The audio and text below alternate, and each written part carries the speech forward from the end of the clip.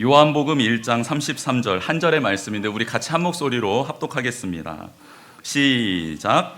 나도 그를 알지 못하였으나 나를 보내어 물로 세례를 베풀라 하신 그이가 나에게 말씀하시되 성령이 내려서 누구 위에든지 머무르는 것을 보거든 그가 곧 성령으로 세례를 베푸는 이인 줄 알라 하셨기에. 아멘. 여러분, 오늘 본문의 말씀에 사도 요한이라는 인물이 등장합니다. 이 사도 요한은 예수님이 나시기 전 6개월 전에 이미 성령의 감동으로 이렇게 이 땅에 오게 된 사촌지간입니다. 예수님의 사촌되죠. 세례 요한이 태어나서 이제 하나님으로부터 말씀을 받습니다. 어떤 말씀을 받냐면 너는 앞으로 오실 메시아 예수 그리스도 나의 아들 그분이 와서 사역하는 그 길을 미리 예비해라 라는 명령을 받습니다. 말씀을 받아요. 그래서 세례 요한이 그 말씀을 받고 어디로 가냐면 광야로 갑니다. 광야. 좋은 저택이 있는 곳으로 가는 게 아니고 쉴만한 곳으로 가는 게 아니고 아무것도 없는 황량한 광야로 갑니다. 그 광야에 가서 먹을 것이 없다 보니까 메뚜기와 돌에서 나는 꿀을 채취해서 그것을 먹고 그 약대 가죽으로 만들어진 털 옷을 입고 그렇게 광야에서 외치는 거예요. 뭘 외치냐면 예수님께서 보내실 아들이 오실 텐데, 메시아가 오실 텐데 그분을 만나야지만이 여러분들이 살 수 있습니다. 그리고 그분을 만나기 위해서 우리가 정결하고 거룩한 삶을 살아가야 합니다. 회개하십시오 라고 하나님의 메시지를 외치기 시작했습니다. 그런데 이 사도 요한을, 이 세례 요한을 광야로 보내신 이가 한 가지 또 더 말씀해 주신 게 있는데 그게 무엇이냐면 너가 광야에서 그 오실 메시아 예수 그리스도에 대해서 말하고 있을 때 그 진짜 메시아가 너한테로 와서 세례를 받게 될 것이다. 그게 그분의 사역의 첫 포문이 될 것이다. 그게 오실 그 예수 그리스도가 하나님의 아들이심이 증거되는 자리고 그 예수 그리스도가 하나님의 뜻을 이룰 수 있는 첫 단추가 꿰어지는 시간이고 그리고 모든 이들이 그분이 메시아임을 알게 되는 시간이 될 것이다 라고 말씀을 해주신 거예요.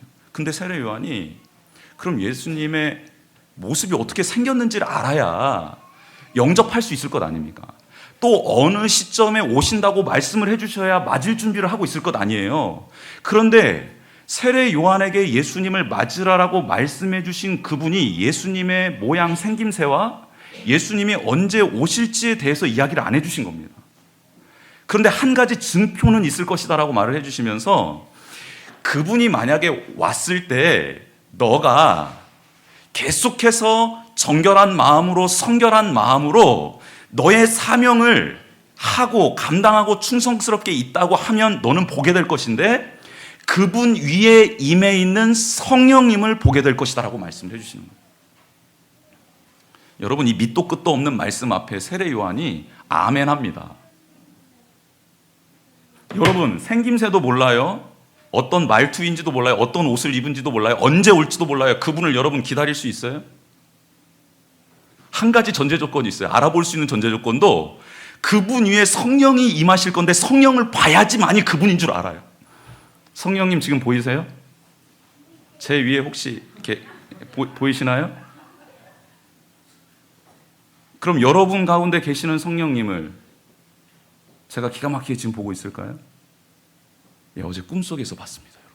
너무 이 말씀이 심취되어 있다 보니까 어제요 우리 성도님들의 상태들이 꿈속에서요 파노라마처럼 지나가더라고요. 제가 깜짝 놀랐습니다. 저 꿈 제대로 안 꾸거든요. 근데 어제 뭐 추석 예배한 또 설교 한 편 만들어야 되잖아요. 그거 하는데 새벽 2시 45분까지 했거든요. 그리고 그 말씀을 접고 하나님의 말씀, 오늘 전해야 될 말씀 다시 묵상하면서 잠이 들었는데 1시간 동안 제가 잠을 못 잤어요. 근데 1시간 동안 우리 성도님들의 이름과 상태가 쭉쭉쭉쭉 넘어가는 깜짝 놀랐습니다.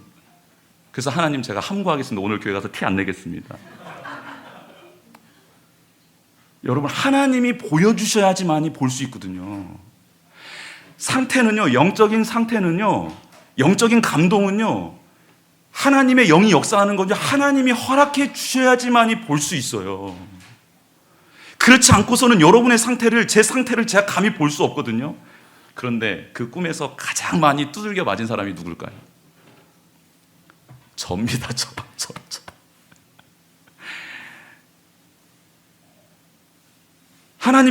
하나님 오늘 이 말씀 가지고 제가 묵상을 하는데, 세례 요한이요, 예수 그리스도가 언제 오실지 모르는데 그 예수 그리스도가 오실 것을 기다리며, 메시아를 기다리며, 메시아가 누군지 메시아를 찾고 메시아를 바라보고 있었다라는 거예요. 메시아를 보내주시겠다는 하나님의 말씀을 믿고 하나님의 보좌를 향하여 시선을 고정하고 있었다는 겁니다.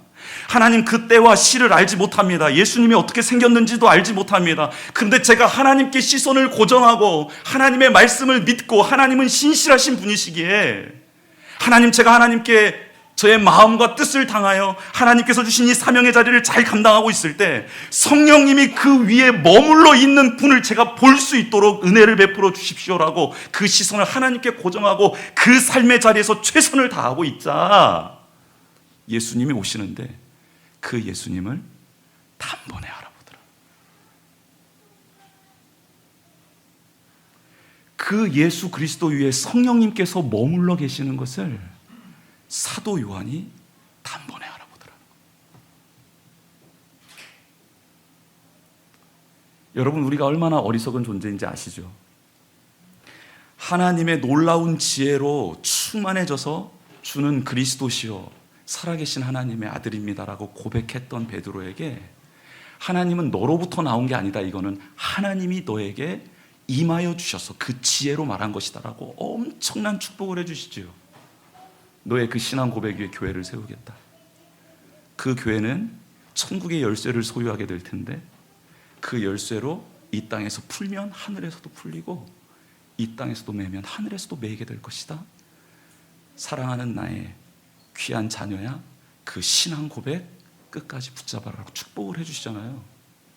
그리고 난 다음에 그 놀라운 복이 임한 후에 예수님께서 비밀 한 가지를 말씀하시죠. 이제 나 예루살렘에 올라가서 대제사장들과 바리새인들과 사두개인들에게 누명을 씌우고 누명을 받아 십자가에 달려 죽을 것이다. 그리고 사흘 만에 부활할 것이다 라고 하늘의 비밀을 그 놀라운 축복된 자리에서 오픈을 합니다. 그런데 그때 베드로가 뭐라 그래요? 예수님, 그러시면 안 되죠. 왜 죽어요? 예수님 위대하게 되셔야 저희들도 한 자리씩 차지하고 그래서 좀 이렇게 땅땅거리게 떵떵거리고 살 수 있는데 그러시면 아니 되와요 했잖아요. 그랬더니 예수님 뭐라 그럽니까? 너는 하나님의 일을 생각하지 않고 사람의 일을 생각하는구나 하면서 베드로한테 뭐라 그래요? 사탄아, 내 뒤로 물러서라라고 말을 합니다. 여러분, 우리 인간 실존이 어떤 존재냐면요, 성령 충만할 때는요, 하늘의 지혜로 신앙을 고백하고 예수 그리스도가 누구인지, 하나님의 나라가 어떻게 서갈지를요 계시를 받아 그 지혜로 선포할 수 있는 놀라운 지혜자, 능력자가 될 수도 있고요, 10분도 지나지 않아, 5분도 지나지 않아 그 은혜, 그 지혜, 그 놀라운 성령의 기름 부심이 빼앗겨져서 사탄의 종이 되어서 사탄의 생각으로 사람의 일을 도모하며 감히 예수 그리스도 앞에 하나님의 뜻에 온전히 순종하시기 위하여 오신 그분 앞에 그 하나님의 뜻을 순종하지 못하도록 막는 이 걸림돌이 될 수도 있다는 사실입니다. 여러분, 그래서 우리는 늘 겸손해야 합니다. 하나님이 무언가를 깨닫게 해주셨다고, 부어주셨다고, 은혜를 주셨다고, 은사를 주셨다고, 무슨 복을 주셨다고 교만해지거나 혹은 자기 의를 드러내거나 자랑할 것이 아니라요, 언제든지 내 마음이 빼앗기고 사탄의 종노릇을 할 수 있고 사탄의 생각으로 내 머리와 내 마음이 지배당하여 하나님 예수 그리스도의 일을 방해할 수 있는 일꾼이 될 수도 있구나, 그렇게도 걸림돌이 될 수 있구나라는 사실을 깨닫는 자가 복된 자라는 겁니다.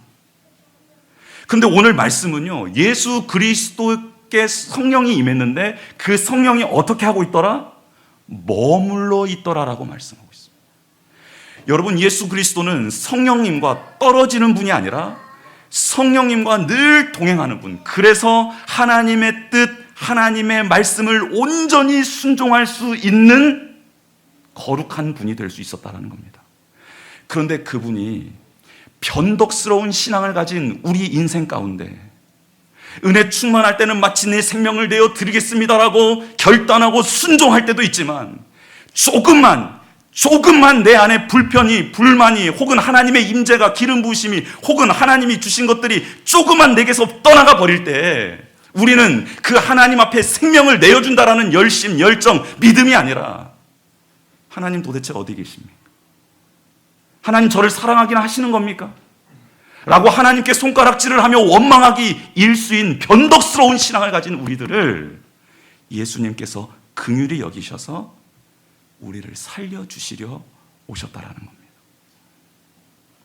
예수님이 여러분 마음 가운데, 여러분 삶 가운데 들어가시길 원하시는 이유는 단 한 가지입니다.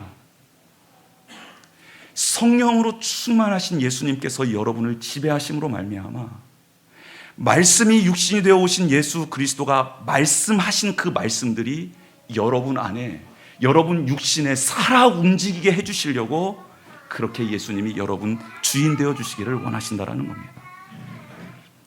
결핍이 있고 아픔이 있고 후회가 있고 한숨이 있는 인생 가운데 오셔서 이제는 하나님의 나라를 꿈꿀 수 있는 자로, 하나님이 주신 말씀 앞에 그 때와 시, 그 응답의 시간과 때는 알 수 없습니다. 방법도 알 수 없습니다. 그런데 하나님이 약속해 주신 말씀을 끝까지 신실하게 따라갈 수 있는 자로 우리를 세워주시기 위하여, 우리를 온전케 하시기 위하여 예수 그리스도께서 여러분들의 주인이 되시기 위하여 오셨다라는 것입니다. 그 예수님을 우리의 마음 가운데 충만하게 모셔드리시기를 주님의 이름으로 축복합니다. 끝까지 하나님을 바라보시고 그 하나님의 뜻 가운데 행하시는 성령의 역사들, 성령이 머물러 있는 자들, 성령이 머물러서 진행되어지는 일들을 여러분들도 목도하시고 그분을 만나고 그런 사람들과 교제하며 그런 일들에 적극적으로 참여함으로 말미암아 하나님의 뜻을, 하나님의 나라를 세워가는 저와 여러분 되시기를 주님의 이름으로 축복합니다. 이 시간 예수님이 성찬을 통해 여러분들 각자의 영혼, 육의 여러분의 삶의 자리에 찾아 들어가시려고 하십니다.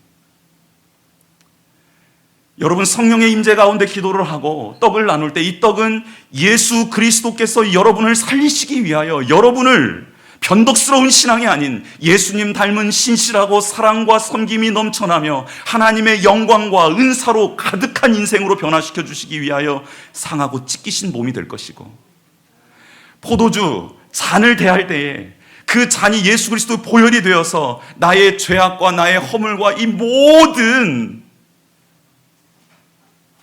나의 욕망, 욕정들을 주님의 보혈로 깨끗하게 씻어주셔서 새롭게 해주시는 은혜가 여러분의 삶 가운데, 또 여러분의 가정 가운데, 혹 여러분의 귀한 그 영혼 가운데 임하게 되는 거룩한 일들이 일어나게 될 줄 믿습니다.